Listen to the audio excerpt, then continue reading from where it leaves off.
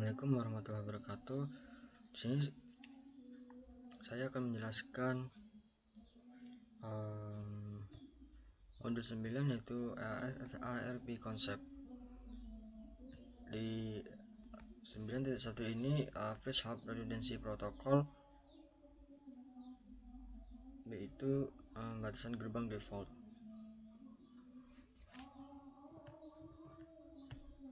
Jadi if a router or router interface fail, the host configuration with that default gateway are isolated from outside network. A mechanism is needed to provide alternative gateway in switch network where two or more router are connect to the same VLAN. This mechanism is provided by First Hop Redundancy Protocol. Yang artinya jika router atau antarmuka router yang berfungsi sebagai gateway default atau gagalkan, jadi host yang dikonfigurasi dengan gateway default tersebut diisolasi dari jaringan luar. Sebuah mekanisme diperlukan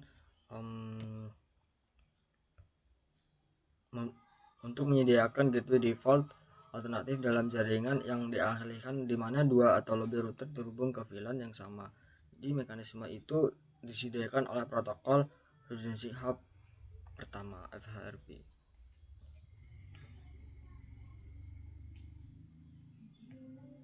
Jadi pada gambar ini yang mana bertanggung jawab untuk merutekan paket dari PC1 jika router 1 menjadi tidak tersedia. Jadi protokol peruteran dapat dikonfigurkan secara dinamis. Di RA2 ini sekarang merupakan paket dari jaringan luar yang akan memulai router 1. Jadi namun lalu lintas dari jaringan dalam yang terkait dengan router 1 ini termasuk lalu lintas dari workstation server dan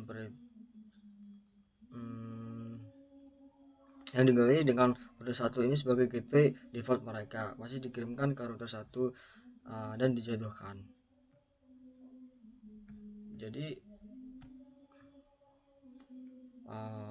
for the purpose of the definition on router redundancy, there is a non-functional difference between a layer 3 switch and a router at the distribution layer. In practice, it's common for a layer 3 switch to act as the default gateway for its VLAN in a switch network.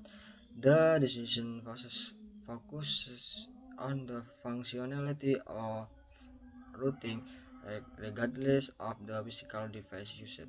Jadi ada perbedaan fungsional antara switch layer 3 dan router di lapisan distribusi ini. Dalam praktiknya adalah hal yang umum. Bagian switch layer 3 ini bertindak sebagai default gateway untuk setiap VLAN dalam jaringan yang dialihkan.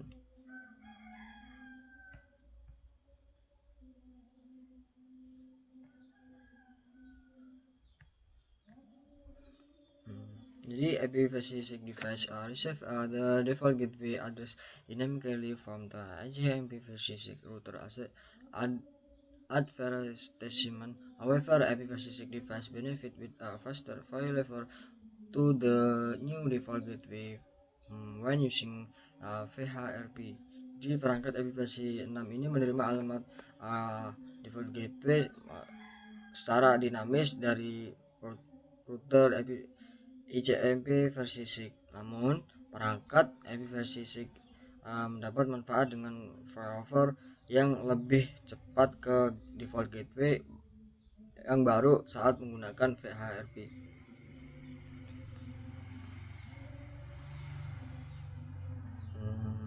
Di 9.1.2 ini router redundancy.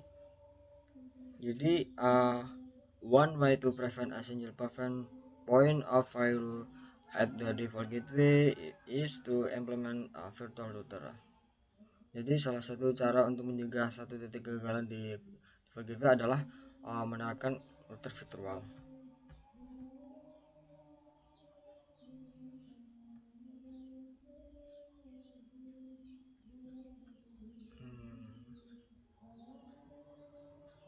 Jadi, a redundancy protocol provides the mechanism for determining which router should take the active role in forwarding traffic. It also determines when the forwarding um, role must be taken over by a standby router. The transition for one forwarding router to another is transparent to the end device. Ya, jadi pada protokol redundancy ini menyediakan mekanisme untuk menentukan router mana yang harus mengambil peran aktif dalam memerlukan lantas. Uh, ini juga menentukan kapan peran penerus harus diambil alih oleh router. Jadi transisi dari satu router penerusan ke router lainnya transparan untuk perangkat akhir.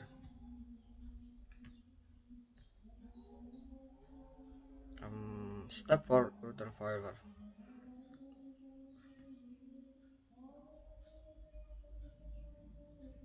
Jadi ketika router aktif gagal,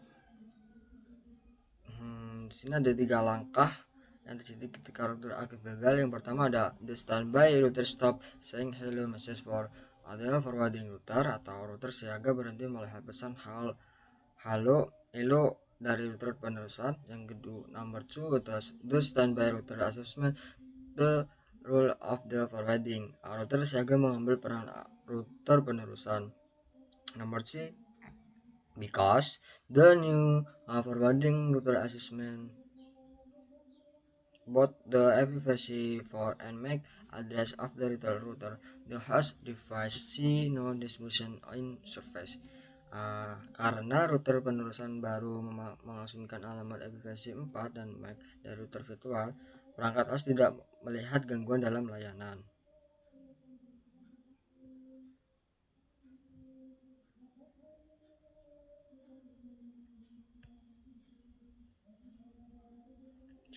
Langsung aja di 9.1.4 ini FHRP option. Jadi FHRP used in a production environment largely depend on the equipment and needs of the network. Jadi FHRP yang digunakan dalam lingkungan produksi sangat bergantung pada peralatan dan kebutuhan jaringan. Jadi pada tabel di bawah ini ada opsi FHRP dan distribution. Opsinya standby protokol yang diproduksikan di opsi FHRP ada standby router protokol, HCRP for IPv6, virtual router redundancy protokol versi 2 dan FRRP versi 3 gateway load balancing protokol atau GLPB. Ada lalu ada GLPB for IPv6 dan yang terakhir ada HCMP router discovery protocol.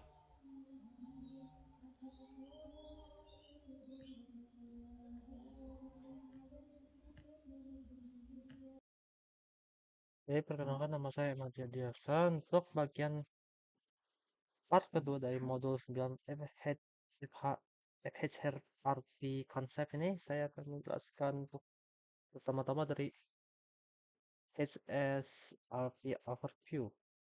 Jadi JSCO ini memprovidasi HSRP dan HSRP untuk IPv6 sebagai jalan untuk menghindari dari kehilangan network access di luarnya.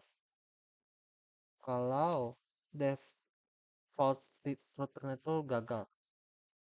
HSRP ini adalah itu prioritas Cisco FHRP yang didesain untuk menjalankan transfer failover-nya untuk first of IP device. Bisa dilihat di sini HRP ini men-secure atau men-ensure high network availability atau kapabilitas net itu jaringan tingginya dengan memprovidasi first hop routing redundancy atau redundancy routing first hop-nya untuk IP host atau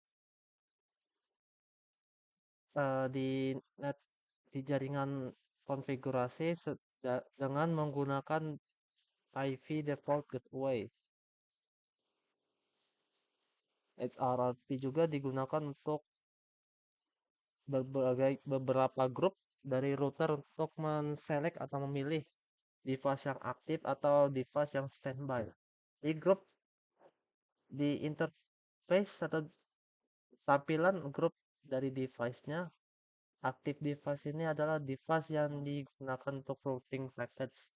Standby device itu device yang mengambil alih kalau aktif device itu device-nya tuh gagal dan preset condition itu met atau gagal.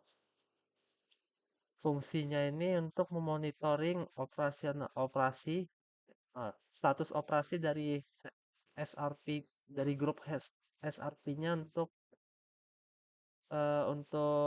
secara cepat mengasumsi bahwa tanggung jawab dari forwarding packetnya itu mengasumsi dari tanggung jawab paket yang forwarding ini kalau tip routernya gagal. SRP prioritas dan preemption. Jadi ada SRP prioritas. Prioritas SRP itu bisa digunakan untuk mendeterminasi router yang aktif. Router dengan SRP yang tertinggi, prioritasnya ini bakal jadi aktif router secara secara defaultnya atau secara awalannya. Prioritas SRP ini adalah 100 kalau prioritasnya itu sama, setara, jadi routernya dengan numerical IPv4 yang tertinggi. Nah, ini alamat IPv4 tertinggi ini dieleksi sebagai router yang aktif. Ini komennya ada di sini ada menggunakan standby priority di interface komennya. Di sini ada SRP preemption-nya. Nah, preemption ini hanya itu membiarkan router yang sudah menjadi router aktif ini kalau sudah mempunyai prioritas tinggi, router bakal diaktifkan untuk preemption dengan prioritas yang setara, tapi IPv4 alamat IPv4 address IPv alamat IPv4 yang tertinggi ini tidak akan mempreempt router yang aktif. Seperti contoh di berikut, ada catatannya dan penjelasannya. Next ada stage SRP dan waktu. Router bisa dijadikan HSRP aktif, eh, responsive routernya untuk forwarding traffic atau meneruskan jaringan untuk sebuah segmen, atau bisa dijadikan pasif HRRP router di standby secara standby. Secara siap untuk mengasumsi bahwa role yang aktif ini adalah router yang gagal dengan tampilan yang dikonfigurasi menggunakan HRP ini atau diaktifkan dengan HRP konfigurasi yang sudah ada. Router ini akan mengirim dan menerima HRP paketnya, hello paketnya ya untuk memulai dari proses mendeterminasi state mana yang akan diasumsi di HRP grupnya. Ini ada tabel penjelasan dari HRP state-nya. Ini ada inisial atau memulai, learn atau mempelajari, listen atau mendengarkan atau menerima, speak itu berbicara, standby itu bersiap, dan aktif ini sudah aktif. Oke, itu saja. Kemudian untuk paket resell akan dijelaskan dari teman saya. Terima kasih. Baiklah, saya Satria Diko Praditya, NPM 23758056 dari Teknologi Rekayasa Internet 3B. Di sini saya akan menjelaskan paket tracer 9.3.3 tentang konfigurasi HSRP ya. Di sini ada tabel configuration. Nah, di sini ada objeknya. Objek itu ada 3. Kita cuma diminta untuk konfigurasi HSRP untuk router yang aktif, lalu untuk router siaga dan juga verifikasi operasi ya. Nah, lalu di sini ada skenario nya. Kita diminta untuk mengkonfigurasi router 1 dan 3 untuk mendapatkan default gateway ya, untuk di LAN 1 dan LAN 2 di sini ya. Berarti kita konfigurasi router 1, router 2 dan satu PC 3. Mungkin keseluruhan sepertinya ya. Oke, lanjut. Nah, di sini ini untuk mengecek aja ya. Ini kita copy, kita suruh dicek di PC A. Oke, Command kita paste di sini, kita enter. Di sini dia akan mencari ya dari PC A ini paket apa saja yang terhubung. Kita lihat melalui IP ya. 192.168.1.1 itu ada di router 1 ya. Berarti router 1, lalu 10.1.1.2 itu ada di router 2, berarti router 2. Lalu ada iNet ya, dan juga ada web server. Jadi ada 4 yang terhubung ya. Mungkin ini 2 ya, karena web server yang memanggil data reset ya. Ada router 1, router 2, router 3. Oke, kita coba di PCB lakukan hal yang sama. Ini hanya untuk mengecek ya. Nah, bisa dilihat di sini IP-nya 193. Di mana ini? Router 1 tidak ada, 19.8 3. Oh, di sini ya. Oh, dia router 3. Router 3, router 2, router 3 ya, sebenarnya. Router 3, router 2, lalu iNet. Oh, seperti itu. Oke, berarti dia di sini ada router 2, router 3, iNet dan web server. Oke. Kita langsung saja melakukan konfigurasi saja ya. Dia hanya observasi. Coba. Oke, di sini kita jalan langsung. Kita di sini disuruh untuk konfigurasi di router 1. Kita enter, kita enable dulu, lalu konfigurasi terminal. Jika sudah, lalu kita ke interface gigabit Ethernet 0/1. Oke, kita enter. Jika sudah, lalu kita ke standby. Standby, nggak mau dia. standby 1 ya. Standby 2. Kita enter, lalu kita kasih standby 1. Lalu IP 192 dari 168.1.2.4. Kita cek, oke, benar. Lalu kita ke standby 1. Standby 1 lagi. Priority 150. Oke, kita enter. Jika sudah, kita lalu ke standby 1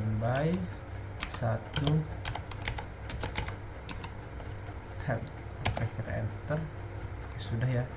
Lalu kita end. Enter. Oke, sudah ya. Coba kita cek, dia ada cek result. Oke, untuk router 1 berhasil semua. Di sini. Oh, kenapa? Oh, berarti nanti seperti PC saat A dan B 102 gateway kita rubah menjadi seperti ini ya. Yang ini sepertinya ya. Standby ini. Oke, nanti kita lihat ya. Oke, lalu kita lanjut ke router 2. Mantu repeat step 1 BNC 1B ini dan 1C. Oh, cuma 2 ya untuk di router 3. Berarti lebih gampang ya. Kita enable, lalu kita konfigurasi terminal, lalu kita int 0 sudah dia ke kita cek dulu. Ini sepertinya ya. kita option reference, nah lalu kita cek yang ini always show port label. Oke, dia berada di ke bawah gigabit 00 ya, nggak salah. Oke, gigabit 0/0, lalu kita enter. Oke, kita 1B dan 1C, berarti langsung ke standby 2 dan standby version 2. Oke, jika sudah langsung kita kasih IP ya, standby 1 IP 192.168.1.254. Oke, benar ya, lalu kita enter. Oke, berhasil. Ini kita end saja. Oke, di sini jika sudah langsung kita ke verify. Coba kita lihat dulu, tinggal network PCA PCB 102, kita memberikan default gateway. Kalau di PC di switch 1 itu caranya kita enable konfigurasi terminal, lalu kita kasih IP default 192.168.1.254, enter. Oke, berhasil ya, sepertinya benar. Oke, kita copy switch 1 sudah, kita ke switch 3, kita enter, kita enable, lalu kita konfigurasi terminal, kita paste, kita enter. Oke, berhasil, berarti benar ya dugaan tebakan kita tadi ya. Kita rubah berarti ke PC 1, kita ke ini kita dulu ke 254. Oh ya benar. Dan kita ke PCB, kita lihat configuration, rubah ke 254, enter. Oke, 100%. Oke, itu konfigurasi berhasil semua ya. Oke, berhasil semua. Lalu kita coba melakukan pengecekan ya.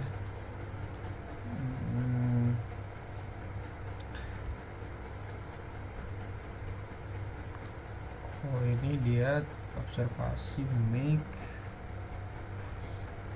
PCB. Coba kita jalankan perintah ini di command prompt. Oke, sama ya. Oke, masih sama. Lalu di sini apakah jalur yang berada melakukan jalur hasil konfigurasi ya, berarti router 1 dan router 3 dari PCB. Oke, lalu ke langkah 2 itu kita disuruh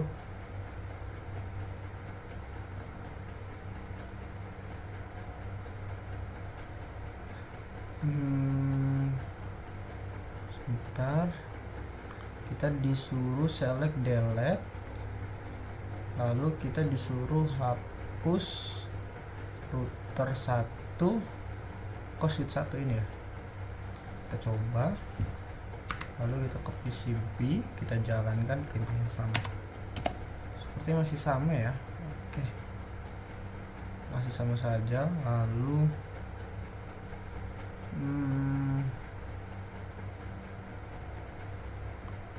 oke, tidak ada perubahan. HS menjalankan proses menentukan router mana yang harus mengambil alih saat router aktif tidak tersedia. Step 3, langsung step 3 aja. Step 3 hubungkan router 1 ke 1. Kita pakai cross di sini dan gigabit 2 ya. Oke.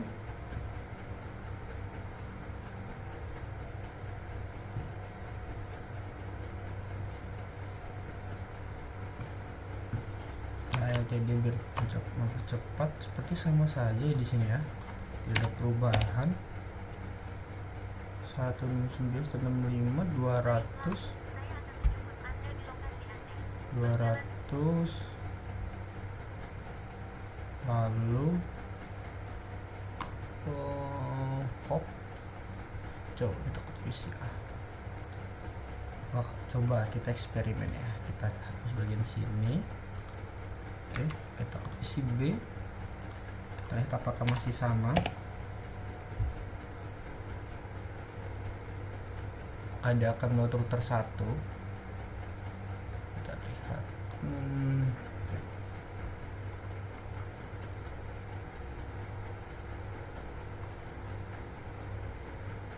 request timeout tidak bisa, dia tidak mau.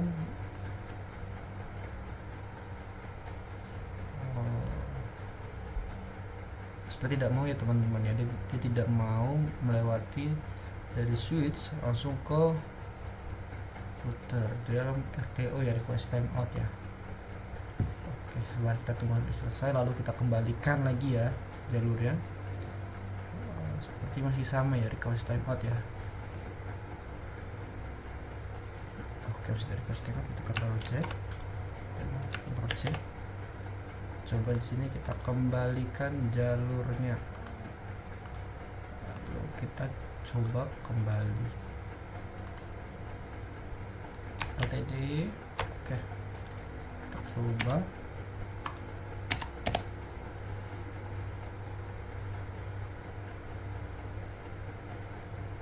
Oke, masih sama ya, terhubung kembali ya.